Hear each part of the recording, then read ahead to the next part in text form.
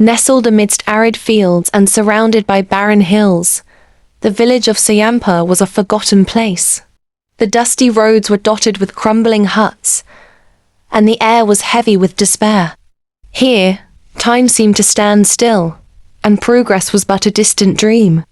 Yet, in this desolation lived Ayaan, a boy with eyes that sparkled with hope despite his circumstances. Ayaan's father had passed away when he was just 5, leaving behind an ailing mother and a mountain of debts. The burden of survival fell squarely on their shoulders. Every morning, Ayaan would rise before dawn to help his mother in the fields, sowing seeds of survival. By night, he would sit under a flickering oil lamp, poring over borrowed books. His heart longed for a future where he could change, not just his own destiny, but also that of his village. Ayaan had one dream, to become an engineer. While others dismissed it as the fantasy of a poor boy, he imagined designing grand bridges that connected not just lands but lives. One day, while plowing the fields, Ayaan noticed an old man sitting under a neem tree. The man was dressed simply, but carried an air of wisdom. Curious, Ayaan approached him. The man introduced himself as Guru Ramcharan, a retired teacher who had traveled across the country. After listening to Ayaan's dreams, Ramcharan said, "The world is vast, my boy, and dreams are the seeds of greatness. But remember, the path is fraught with challenges. Are you ready to endure?" Ayaan nodded firmly, and from that day, Ramcharan became his mentor.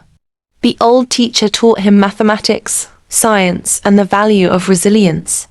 "Knowledge is your weapon, and determination your shield," he often said.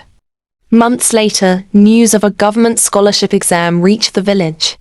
The scholarship promised to cover the entire cost of college, but only the top 5 candidates across the district would qualify.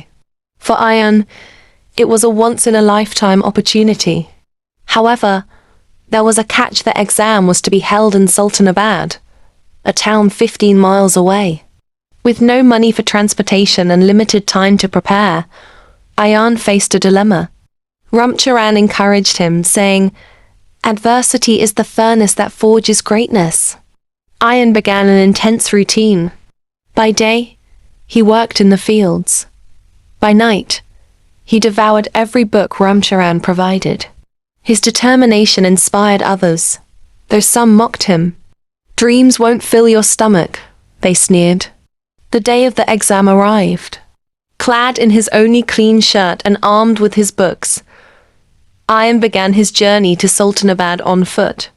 The scorching sun beat down mercilessly, and the rough road tested his resolve. Blisters formed on his feet, and exhaustion gnawed at him. But he kept walking, driven by the thought of his mother's sacrifices. As he approached the town, a sudden storm broke out. Torrential rain turned the roads into rivers of mud. For a moment, Ayaan thought he wouldn't make it, but then he remembered Ramcharan's words. "The universe tests those it deems worthy." He pressed on, drenched but unyielding. At the exam center, Ayaan was an odd sight: barefoot, soaked and shivering. Some students laughed at him, but Ayaan ignored them. The exam was grueling, testing not just knowledge but mental endurance. Ayaan gave it his all, answering every question with unwavering focus. Weeks of agonizing wait followed. The results were announced in Sultanabad, and Ayaan couldn't afford the trip to check. Heart heavy with doubt, he prepared himself for disappointment. Then, one evening, a postman arrived at his hut with a letter. Trembling, Ayaan opened it and tears streamed down his face. He had secured the top rank. Ayaan's journey to college in the bustling city of Lucknow was both thrilling and intimidating. He was thrust into a world where his classmates spoke fluent English, used laptops, and attended coaching classes. Ayaan, on the other hand, barely had money for books. He found work as a waiter in a tea shop, often studying between shifts. There were nights he went to bed hungry, nights when despair threatened to consume him. But each time, he recalled his mother's words, Perseverance turns stones into diamonds. In his final year, Ayaan was offered an internship at a prestigious engineering firm. But success drew jealousy. One of his peers, Rahul, came from a wealthy family and couldn't stand the idea of a village boy outshining him. Rahul sabotaged Ayaan's project by deleting crucial files before a presentation. Heartbroken but undeterred, Ayaan worked tirelessly to recreate his project from scratch. On the day of the presentation, his design, a sustainable bridge model, earned a standing ovation. The company not only hired him, but also funded his advanced studies. Years later, Ayaan returned to Sayampur, not as the boy who left, but as an accomplished engineer. He had built bridges across rivers and roads that connected remote villages. Yet, his heart yearned to uplift his own community. Using his savings, he launched a project to transform Sayampur. He built a school, provided scholarships, and introduced modern irrigation systems. His crowning achievement was a bridge over the treacherous river that had isolated the village for decades. Ayaan's story spread far and wide, inspiring countless others.